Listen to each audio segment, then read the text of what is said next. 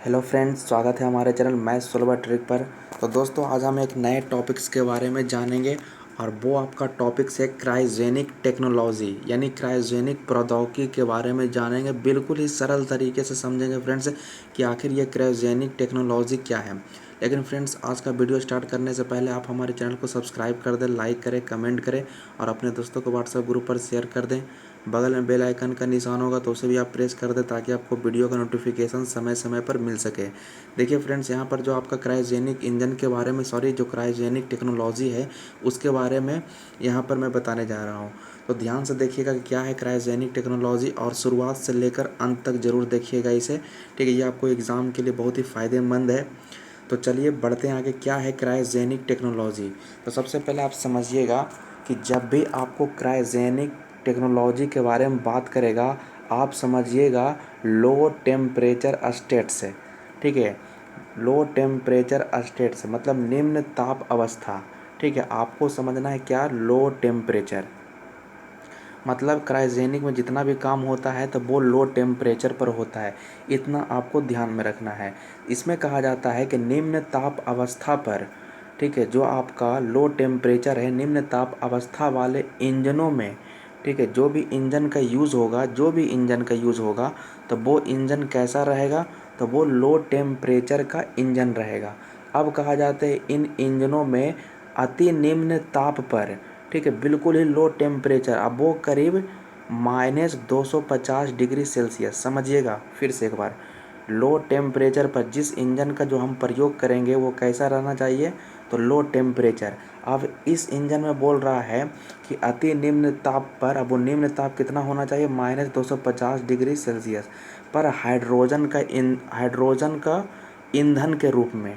ठीक है, हाइड्रोजन का किस चीज़ में? ईंधन के रूप में। ईंधन मतलब क्या होता है कि किसी भी चीज़ को जलाते हैं तो उससे हमें ऊर्जा मिले, तो उसी को हम ईंधन बोलते हैं। तो एक हाइड्रोजन हो गया तथा ऑक्सीजन का ऑक्सीकारक के रूप में।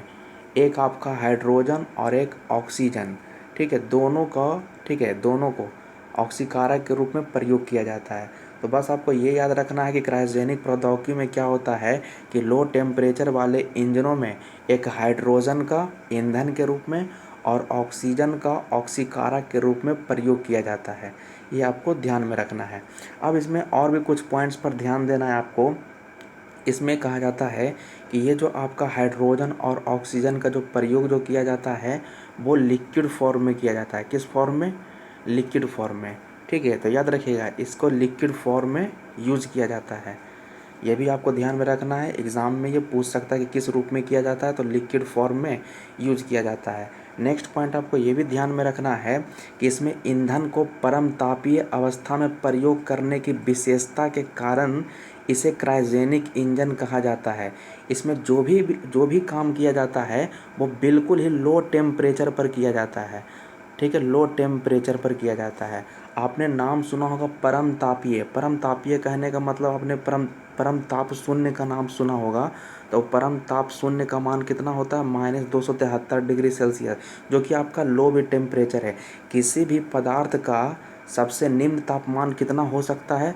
-273 डिग्री सेल्सियस हो सकता है। मैक्सिमम बहुत ज़्यादा हो सकता है, लेकिन मिनिमम आपका किसी भी पदार्थ का इससे कम नहीं हो सकता है। -273 डिग्री सेल्सियस से कम नहीं हो सकता है। इसे ही कहा जाता है परम शून्य ताप कहा जाता है, -273 डिग्री सेल्सियस को। ठीक है, तो ये आपको ध्यान में रखना कि इसमें ईंधन को परम तापीय अवस्था में प्रयोग करने की विशेषता के कारण इसे क्रायोजेनिक इंजन कहा जाता है। मैंने सीधा सीधा आपको ये ख्याल रखना कि लो टेम्परेचर पर यूज़ करेंगे वो क्रायोजेनिक इंजन कहलाएगा। ठीक है, चलिए नेक्स्ट अगला पॉइंट पर ध्यान देते हैं कि आपका जो क्रायोजेनिक इंजन की प्रमुख विशेषता यह है कि इसमें प्रयुक्त होने वाले द्रव हाइड्रोजन, ठीक है, अभी अभी मैंने आपको बताया था कि एक हाइड्रोजन एवं द्रव ऑक्सीजन, ठीक है, दोनों ही लिक्विड फॉर्म में। द्रव ऑक्सीजन के दहन से जो ऊर्जा प्राप्त होती है वह ठोस आधारित इंजन से प्राप्त ऊर्जा से कई गुना अधिक होता है। ध्यान दीजिएगा, ये दोनों किस रूप में हैं? ये दोनों लिक्विड फॉर्म में हैं। तो इन दोनों से जो ऊर्जा जो प्राप्त होता है, और एक आपका सॉलिड फॉर्म से जो ऊर्जा प्राप्त होगा, तो कहा जाता है कि H2 + O2 से जो ऊर्जा प्राप्त होता है वो काफ़ी ज़्यादा होता है, इससे सॉलिड वाला से काफ़ी ज़्यादा होता है। तो ये भी आपको ध्यान में रखना है कि हाइड्रोजन और ऑक्सीजन से जो आपका जो भी एनर्जी प्राप्त होगा वो सॉलिड वाले मटेरियल से उससे काफ़ी एनर्जी अधिक देगा, अधिक एनर्जी देगा। ठीक है, चलिए नेक्स्ट अब बात कर लेते हैं इसके कुछ हिस्ट्री के बारे में बात कर लेते हैं, तो वो भी आपको ध्यान रखना है। देखिए कहा जाता है फ्रेंड्स कि वर्ष 2006 में, ठीक है, वर्ष 2006 में तमिलनाडु के महेंद्रगिरी में स्थित स्वदेश में विकसित क्रायोजेनिक इंजन का सफल परीक्षण किया गया था। तो याद रखिएगा 2006 में आपका क्रायोजेनिक इंजन का सफल परीक्षण किया गया था, और वो कहाँ, तो तमिलनाडु में, और महेंद्रगिरी, ठीक है, तमिलनाडु के महेंद्रगिरी में। ये आपको ध्यान में रखना है। सेकेंड पॉइंट आपको ये भी ध्यान में रखना पड़ेगा कि इसका प्रयोग, क्रायोजेनिक इंजन का प्रयोग GSLV-D3 की उड़ान के लिए किया गया था। ठीक है, याद रखना है GSLV-D3 उड़ान के लिए किया गया था, परंतु क्रायोजेनिक इंजन चालू नहीं हो सका, जिसके कारण यह उड़ान असफल रहा। ठीक है, तो ये अनसक्सेसफुल हो गया था। उसके बाद जो सक्सेसफुल जो हुआ था आपका, यहाँ पर ध्यान दीजिएगा, नेक्स्ट पॉइंट कहा जाता है कि 20 जुलाई 2015 को, 20 जुलाई 2015, ठीक है, 20 जुलाई 2015 को भारतीय वैज्ञानिकों ने 800 सेकेंड तक, कितना सेकेंड तक, 800 सेकेंड तक क्रायोजेनिक इंजन का सफल परीक्षण करने में सफलता प्राप्त की। तो ये आपका क्या हो गया, सक्सेसफुल हो गया 20 जुलाई 2015 वाला। ठीक है, इस इंजन का उपयोग GSLV मार्क 3 में किया जाएगा। ठीक है, किस में किया जाएगा, GSLV मार्क 3, ठीक है, याद रखिएगा, मार्क 3 इसमें यूज़ किया जाएगा। तो ये आपको ध्यान में रखना है। ठीक है फ्रेंड्स, कुछ और भी महत्वपूर्ण पॉइंट्स के बारे में ध्यान दीजिएगा कि क्रायोजेनिक इंजन की क्षमता वाला भारत छठा देश बन गया है।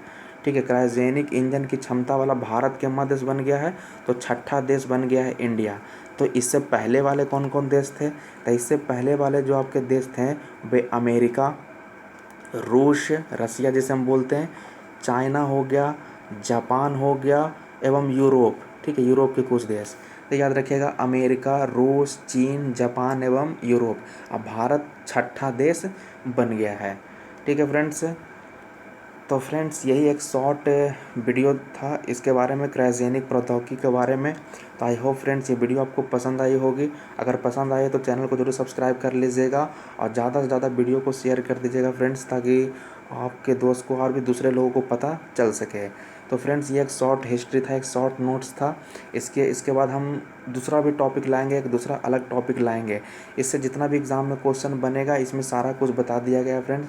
तो फ्रेंड्स तब तक के लिए हम लोग वीडियो यहीं तक रहने देते हैं। जय हिंद, जय भारत।